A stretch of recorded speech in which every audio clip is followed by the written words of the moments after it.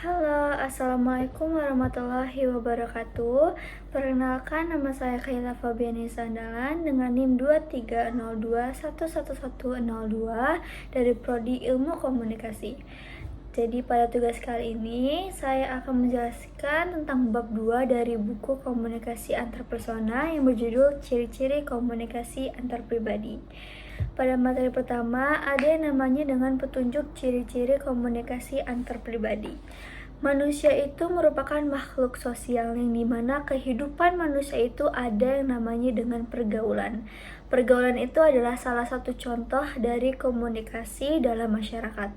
Misalnya seperti pergaulan di lingkungan sekolah, di tempat kerja, antar teman, antar keluarga, ataupun di kampus atau di organisasi dan lain sebagainya.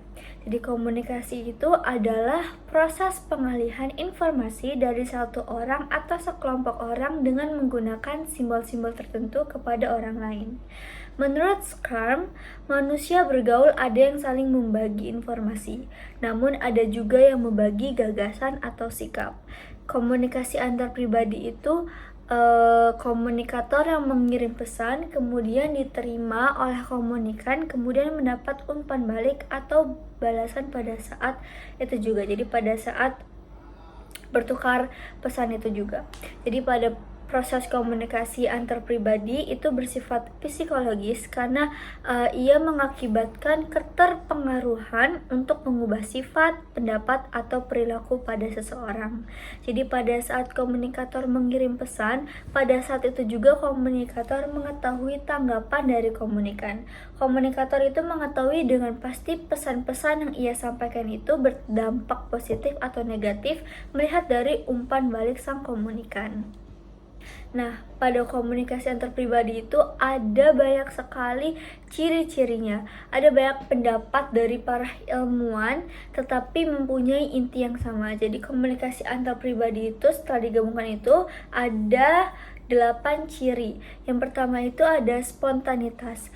Nah, spontanitas itu jadi kayak komunikasi antar pribadi itu terjadi secara spontan. Kita ambil contoh misalnya saya lagi ingin liburan ke Jogja naik kereta api.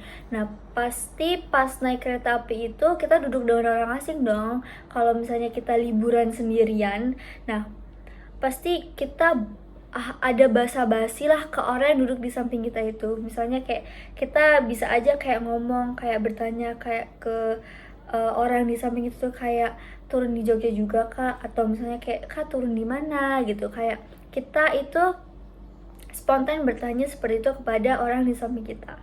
Kemudian yang kedua ada masalah penetapan tujuan. Kita masih ambil contoh dari kejadian yang naik kereta itu.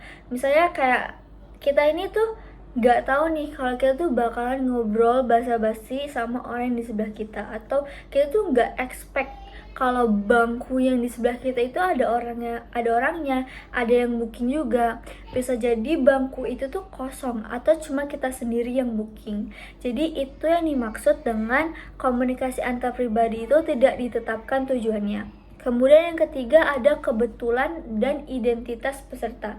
Jadi komunikasi antar pribadi itu terjadi secara kebetulan. Kayak tadi, kayak kita tuh nggak expect kalau bangku di sebelah kita itu ternyata di booking juga sama orang lain. Dan sebab itu juga kita tuh bisa berbahasa basi dengan orang yang di samping itu, orang yang di samping kita.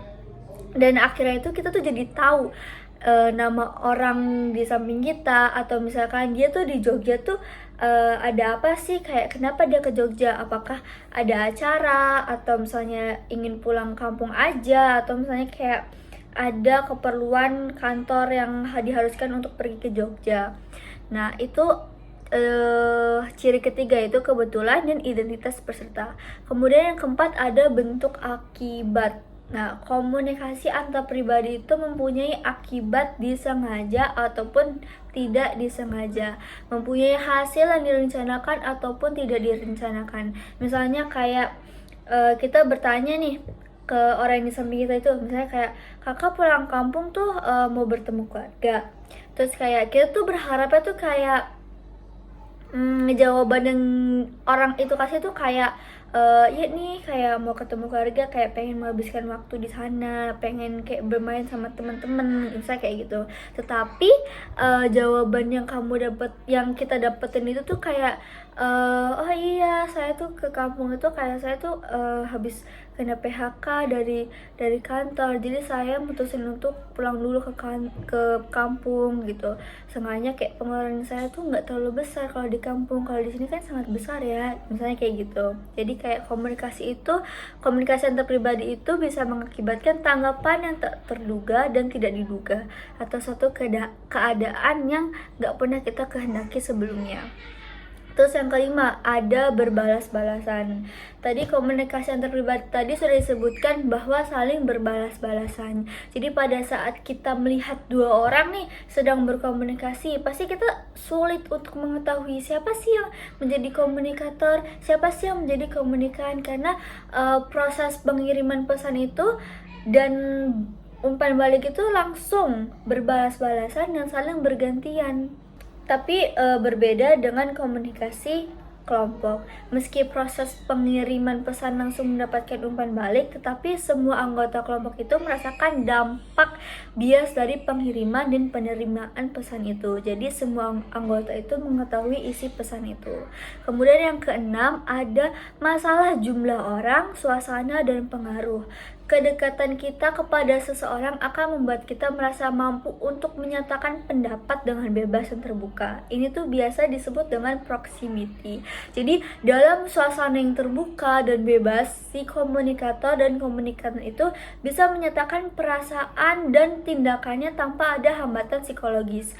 Misalnya kayak cara kita berbicara dengan teman dekat terkesan lebih santai daripada cara kita berbicara dengan dosen akan terasa lebih sopan dan formal. Kemudian yang ketujuh, ada masalah hasil. Jadi komunikasi antar pribadi dikatakan berhasil kalau kita mendapatkan hasil yang nyata, hasil yang pada saat itu juga, hasil yang bisa mengubah wawasan, perasaan, ataupun perilaku. Misalnya kayak kita nih ingin buang air kecil, tapi kita nggak tahu di gerbong berapa toiletnya. Terus tiba-tiba ada train attendant yang lewat, terus kita tanya dan kita akhirnya bisa buang air kecil, kita bisa ke toiletnya. Jadi kayak komunikasi antar pribadi itu bisa dibilang berhasil kalau kita itu memperoleh informasi untuk mengurangi ketidakpastian. Nah, yang terakhir ada pesan, lambang, dan bermakna. Kita di sini tahu kan kalau komunikasi itu ada yang verbal dan ada yang non verbal. Komunikasi antar pribadi juga bisa dilakukan dengan komunikasi non verbal atau melalui gestur tubuh. Misalnya kayak tadi ada train attendant yang nawarin kita untuk ngebeli minuman dan makanan, terus kita kayak mengerutkan dahi gitu, tanda kita bingung nih mau milih apa, mau milih yang mana, mau milih minuman atau makanan, mau milih minuman yang mana, mau milih makanan yang mana. Nah, jadi dengan kita mengerutkan dahi itu tuh menandakan kita tuh bingung gitu, dan si flight attendant itu pasti tahu gitu. Jadi komunikasi antar pribadi itu bisa menggunakan lambang-lambang pelengkap dan pengganti pesan verbal yang bermakna akan sesuatu. Materi yang kedua tentang apa aja sih yang kita lakukan ketika kita sedang berkomunikasi. Pastinya kita mengirim pesan atau menerima pesan kan, tapi kayak ada beberapa proses yang terlibat dalam berkomunikasi. Jadi yang pertama itu ada menyampaikan pesan. Arti pesan, yang pertama itu ada arti pesan. Pesan itu sebuah lambang. Lambang itu ada yang bersifat verbal dan non-verbal.